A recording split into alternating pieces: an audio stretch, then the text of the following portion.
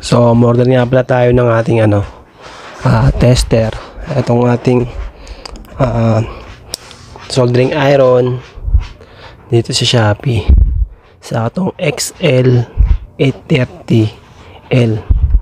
Okay? Na digital tester. Okay. So, kung nakikita nyo, sobrang balot na balot siya. Naka-bubble wrap. Talagang totally na hindi siya masisira. Talagang miski agis-agis. Kasi may bubble wrap nga makapal. Bilugan. Talaga yun. Sobrang, kung nakita nyo, hirap na hirap akong buksan. Sa sobrang hirap buksan yan, gumamit na ako ng gunting. So, yan. Yan yung gunting. So, sobrang kapal ng scotch tape. So, yun. Yan. Kung nakita nyo, may dalawang item yan. Yun yung ating digital tester at itong ating soldering iron. Napakaganda ng soldering iron to kasi meron siya mga bala. So yung bala na yun, may mga pal, may maliit, may manipis, may pang duluan. May pang baga sa pwedeng gamitin sa mga IC. Yun. Sa maliliit, sa mga sa mga TV. So yan, soldering iron. That's adjustable pa yung init. Kung nakita nyo, may adjustable yan. So, yan yung mayroon pa siyang soldering iron. Tapos yan yung yan yung mga pamalit natin sa soldering iron natin. Bahala niya. So, kung kailangan nyo na makapal, kailangan nyo yung panlinis. So, yan. Sobrang dami. Yung panlinis din yan. So, yan. Sobrang kailangan natin yan. So, sobrang kumpleto. Sulit na sulit talaga. So kung paano kalasin yan, tatangyan, iikot nyo lang yan, tapos papad lang kayo yan, papasok yan sa loob. So pagpasok sa loob, saka babalik nyo lang yun at tetrad nyo ulit yan. Sobrang ganun lang kasimple.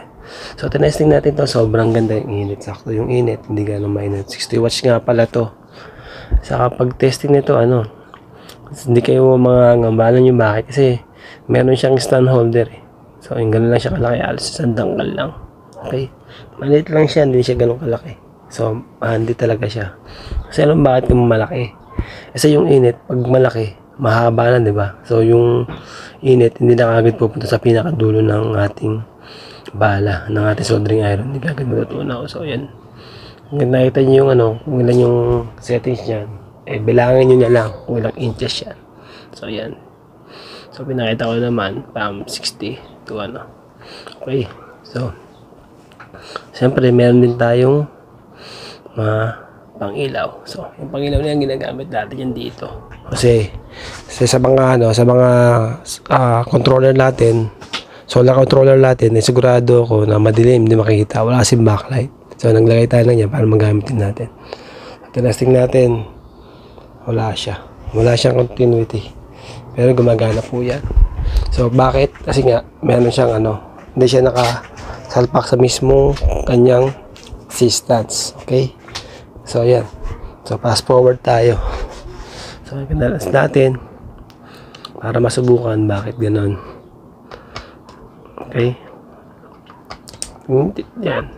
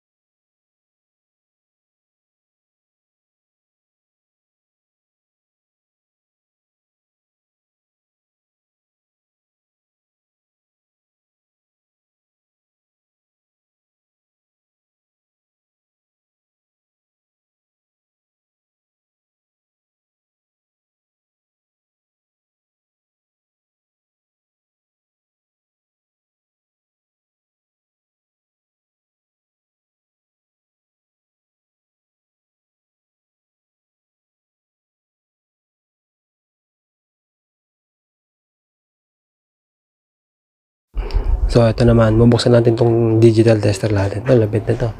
Sakto lang to yung size na to. Talagang ano siya, pang digital talaga siya, pwedeng gamitin. So nga pala yung digital natin, ginagamit sa pangsukat ng mga MOSFET. Yan. Okay? Mas ano yun, mas okay siyang gamitin para sa akin. Pero kung mas magaling kang gumamit ng analog, maganda rin yun. Para sila maganda, okay? Master mo rin yung paggamit ng ng digital at master ko yung paggamit ng analog tester. So, depende yan kung anong gagamitin nyo. So, parang ganito yan eh. Yung digital tester, ginagamit sa mga electronics. Okay? Yung analog naman, ginagamit yan sa mga resistance, continuity, voltage.